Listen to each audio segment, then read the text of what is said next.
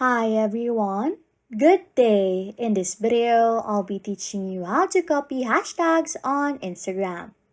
Okay, first things first, your smartphone recognizes the text in the screenshot. Just simply tap and hold on the hashtags you want to copy.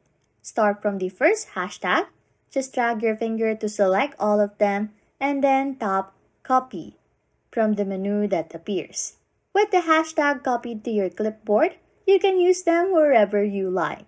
You can paste them into a new Instagram post, notes, a web page, or any other app or platform where you want to use the hashtags for. And as simple as it is, hopefully this solves your problem.